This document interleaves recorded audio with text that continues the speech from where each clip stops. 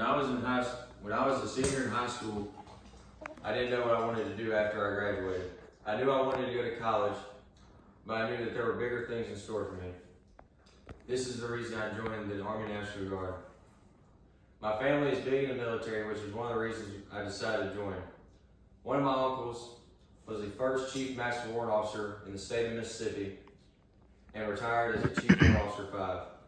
Other family members were Army officers on the active duty side. There's a lot of people in the United States who know what the National Guard is, but don't really know how it works. I'm going to tell people what the National Guard really is. Today I'm going to talk about the rich history behind the branch, how it differs from active duty, and how it provides homeland security for the United States.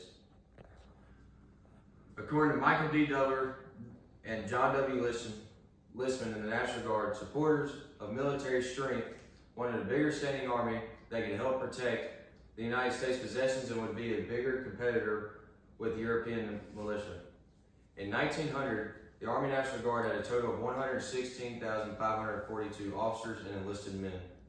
All the soldiers in the National Guard would serve voluntarily without being paid and would often pay unit dues and would have to provide their own uniforms. National Guard soldiers believed that while the regular Army was out during national emergencies, there should be an organized reserve that was properly trained and equipped to protect the United States.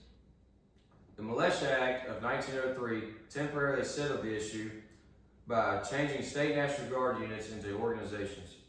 National Guard units would be able to get funding and military equipment and would have to live up to the federal standard, including training and organization. This act would require guardsmen to have 24-hour drill periods and a 5-day summer camp with being paid. The National Guard would have to conduct training with regular Army and would have federal call-ups up to 9 months. The National Guard had a rich history, but they are different from active duty.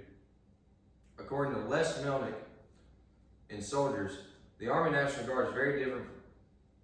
It's two different organizations. One of which is the National Guard of the United States, and the other is the National Guard of their respective state.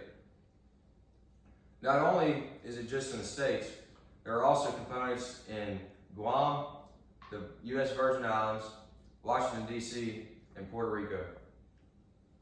When guardsmen enlist, they have to give oath to both the United States and their states. For 100 years, the National Guard has shown that they serve local and national needs. They help conduct emergencies like Hurricane Katrina in 2005. They also defend the country's borders, including the southern border, supporting U.S. Customs and Border Protection to help prevent illegal immigration. Since the 9/11 attacks, more than 200,000 guardsmen have been sent out on active duty orders to help protect the United States of America. Guardsmen really differ from regular Army soldiers, including providing homeland security for the United States. According to John Powers and Robert Stevenson, USA Today magazine, since the 9/11 attacks, the National Guard has been standing ready across the United States. More than 60,000 guardsmen have been on active duty orders to help in the air and on the ground to help protect with homeland defense. They've been in airports, protecting the skies, have been standing guard around nuclear power plants, and have been posted by bridges that enter into the United States. Because of closing the country's borders, officials order National Guard members to guard the country's borders. The National Guard conducts missions to be highly visible and armed to protect the U.S.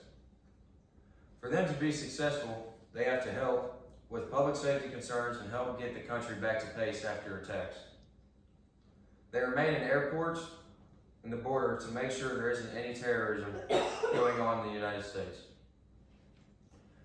I'm glad that I joined the National Guard because they have a rich history behind the branch. They differ from active duty. And they also protect homeland security.